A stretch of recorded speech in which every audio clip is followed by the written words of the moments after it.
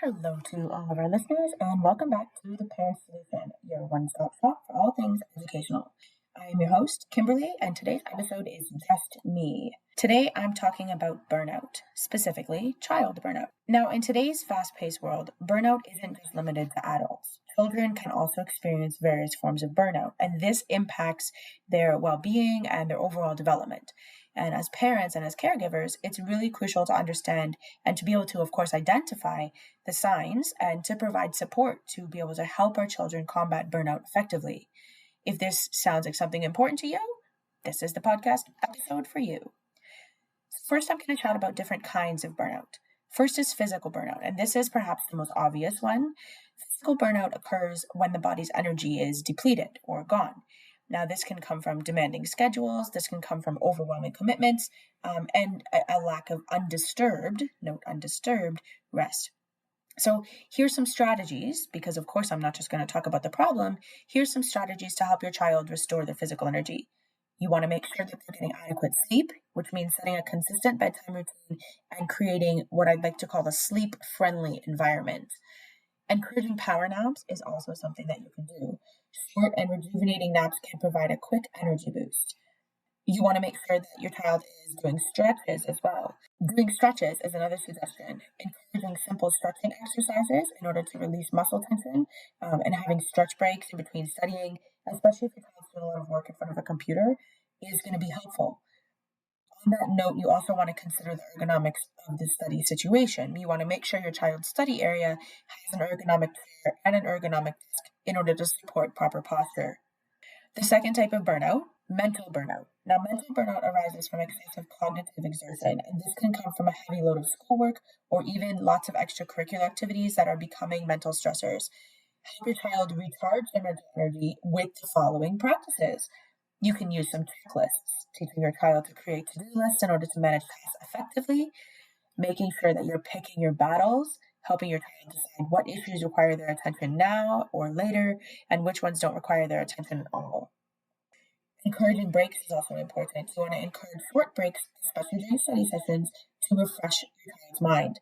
Try having them take a walk outside or a break in the backyard for some fresh air. Introducing meditation is also something you can do. Teaching your child simple mindfulness techniques to help them calm their thoughts. The third type of burnout is social burnout. Now, social burnout can occur when relationships become draining. Helping your child understand how to nurture healthy social connections and staying away from toxic relationships is a little bit of work, but it's definitely worth it. One of the things you can do is to identify energizing relationships. So encourage your child to spend time with friends who uplift them and support them. Setting healthy boundaries is also important. Helping your child recognize and limit time that's spent with people who drain their energy. Respecting introversion. This is particularly important if your child is an introvert. You want to provide opportunities for alone time for them to recharge. And normalize this fact that within your home, some people are introverts and some people are extroverts. One isn't better than the other, but they do both recharge in different ways. Now, spiritual care is also something that you can participate in because nurturing the spiritual side of your child can provide a sense of purpose and rejuvenation, and it can help your child really find their calling and focus on helping the world around them. Encouraging volunteer work is also something that's really important. Engaging in community service can help your child feel part of something meaningful. Along with this note is purpose-driven activities. You want to encourage hobbies and extracurriculars, or maybe a part-time job that's aligned with their interests and their values. Participating in faith-based activities, depending on what your family believes in. If your family follows a particular belief system, involve your child in those relevant spiritual practices. Now, the fourth type of burnout is sensory burnout. Overstimulation from technology and from noise can lead to sensory burnout. Helping your child find the balance is really, really important. And here's some tips for you. Practice tech breaks. Encourage designated periods without social media or without electronic devices. And make sure that you, as a parent, lead by example. Managing your notifications is also something that you want to be able to do. Teach your child to limit distracting alerts and prioritize uninterrupted focus. Reducing screen time is another suggestion. Set guidelines for video meetings and encourage healthy screen habits.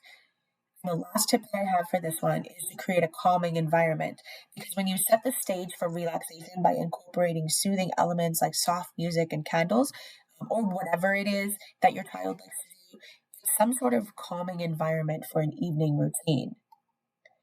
Now, the last type of burnout that we're going to talk about today is emotional burnout. And emotional burnout can occur when your child feels unable to express their authentic self.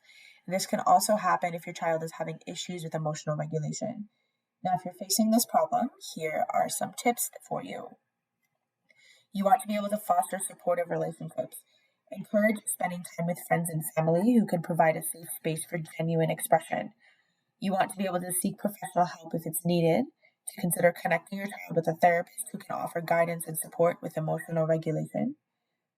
And creative inspiration, because encouraging creativity allows your child to rejuvenate their mind and appreciate the beauty. You can try these things: engaging with nature, encouraging regular outdoor activities. You could explore artistic experience like visiting museums or art festivals, or you can encourage your child to dabble in the arts. Encourage your child to try their hand at any art that catches their interest, whether it's music or actual art, or something different.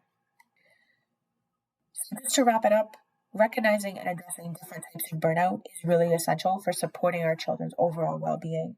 And by implementing these strategies, we can help our children and ourselves as their parents to navigate and counteract burnout effectively. And that is all for this week's episode of The Parent Solution. If you have any comments or questions, either about this issue or others that have come up for you, you can always find me on social media. It's Star Students on Facebook and LinkedIn, or starstudents.learning on Instagram. You can also reach out through email, which is all over social media channels. Thank you, as always, so much for listening, and I'll be back next week.